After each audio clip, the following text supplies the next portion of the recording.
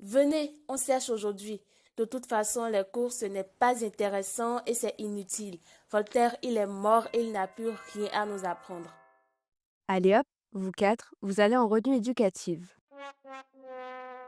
Vous savez, vous avez de la chance de pouvoir aller à l'école. Ce n'est pas le cas de tous les enfants dans le monde. L'éducation n'est pas un devoir, c'est un droit qui vous a été octroyé. Peut-être que vous n'en réalisez pas encore l'importance, mais ailleurs, beaucoup d'enfants rêvent d'apprendre et n'en ont pas la possibilité. Connaissez-vous au moins le droit à l'éducation? Pas vraiment. Le droit à l'éducation est le droit que vous avez d'apprendre à lire et à écrire. Il vous permet d'avoir en main des cartes pour votre vie d'adulte. Mais madame, il va nous servir à quoi le théorème de Thalès? Vous savez, l'école ne tourne pas seulement autour des mathématiques, des sciences, de l'histoire, mais elle vous permet aussi d'être discipliné, d'avoir des interactions sociales, de vous faire des amis, de développer votre côté artistique, etc. Bouh! Bon, d'accord, je vais vous raconter une histoire, ça vous aidera peut-être à mieux comprendre.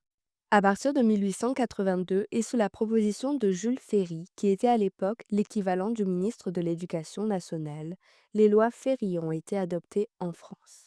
Elles ont permis à tous les enfants, filles comme garçons, d'aller à l'école gratuitement et de manière obligatoire jusqu'à 13 ans. Ensuite, sous le général de Gaulle en 1959, votre passage obligatoire sur les bancs de l'école a été prolongé jusqu'à vos 16 ans. Mais est-ce que vous saviez que c'est à partir de 1975, avec la loi Abi, que le collège est devenu unique? Avant, les élèves étaient séparés selon leur niveau et leur milieu social. Ce changement visait à donner les mêmes chances à tous et venait compléter la mixité à l'école, devenue obligatoire quelques années plus tôt, à la fin des années 60. Mais madame, là vous nous faites un cours d'histoire. Ok, je comprends. Vous voulez du concret. Mais avant cela, gardez une chose en tête. Le droit à l'éducation, ce n'est pas juste une idée imposée en France, c'est un vrai droit. Il est reconnu par un accord important signé au niveau des Nations Unies et presque tous les pays du monde se sont engagés à le respecter. En résumé, l'article 28 de la Convention relative aux droits de l'enfant garantit à chacun, peu importe où il vit, le droit d'aller à l'école. Au Pakistan, Malala Yousafzai, une jeune fille passionnée par l'éducation, croyait fermement que chaque enfant, en particulier les filles, devait avoir le droit d'aller à l'école. Dans son pays, les talibans interdisaient aux filles de recevoir une éducation. À seulement 11 ans, Malala a eu le courage de dire non et a continué à apprendre pour défendre ce droit. Mais quelques années plus tard, en 2012, alors qu'elle rentrait de l'école, un homme lui a tiré dessus. Contre toute attente, elle a survécu et au lieu de se taire, elle est devenue une voix puissante, non seulement pour les filles de son pays, mais pour tous les enfants privés d'éducation dans le monde. Aujourd'hui, Malala est un symbole qui nous rappelle que pendant qu'on se plaint parfois d'aller à l'école, d'autres risquent leur vie pour apprendre. L'interdiction d'accès à l'école pour les filles dans certaines régions du monde n'est pas le seul frein au droit à l'éducation aujourd'hui. Au Bénin, plusieurs facteurs entravent la réalisation du droit à l'éducation.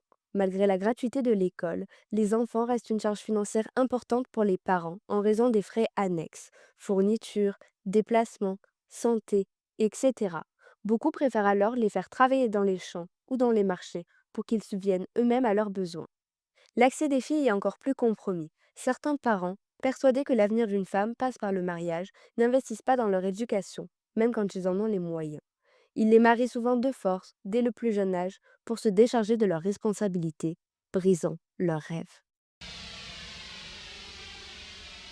À Madagascar, le plus grand obstacle au droit à l'éducation est la pauvreté qui mène au manque d'infrastructures, surtout en zone rurale. Certains enfants doivent marcher plusieurs kilomètres pour rejoindre une école. Fatigués, ils ont du mal à se concentrer et pensent déjà au chemin du retour. Résultat, le peu d'enfants qui s'aventurent sur le chemin de l'école s'arrêtent avant même d'avoir pu apprendre quelque chose d'utile pour sa vie d'adulte et est condamné à travailler dans les champs. En Haïti, la situation politique est très instable. Des gangs, souvent soutenus par des politiciens, créent un climat d'insécurité dans tout le pays. À Port-au-Prince, la capitale, les violences, les enlèvements et les affrontements empêchent les jeunes d'aller à l'école. Beaucoup d'établissements scolaires ont dû fermer ou ont été déplacés, et de nombreux élèves ont dû fuir ou abandonner leurs études par peur. Les violences, même en milieu scolaire, ont entraîné des pertes tragiques de vie, rendant l'accès à l'éducation incertain et chaotique. En Ukraine, la guerre empêche aussi de nombreux enfants d'accéder à l'éducation. Beaucoup ont dû fuir leur maison, parfois vers d'autres pays, et doivent s'adapter à une nouvelle langue et à un nouveau système scolaire. D'autres restent dans des zones où les écoles ont été détruites ou ne peuvent plus fonctionner. Et n'oublions pas le stress et les traumatismes liés à la guerre qui compliquent l'apprentissage. Bon, après avoir entendu tous ces exemples, j'espère qu'à l'avenir, avant de sécher les cours, vous penserez à celles et ceux qui ailleurs dans le monde rêveraient d'être à votre place. L'école, ce n'est pas toujours simple, on le sait, mais c'est un privilège que beaucoup n'ont pas. Rappelez-vous que l'éducation, c'est bien plus qu'un droit, c'est une clé pour avancer, comprendre le monde et le changer. Chaque enfant qui apprend à lire, à écrire et à penser, c'est une victoire pour lui, mais surtout pour la société tout entière. L'éducation est le point de départ de tous les progrès. Et vous, vous l'avez entre les mains, à vous d'en faire bon usage et de faire passer le message.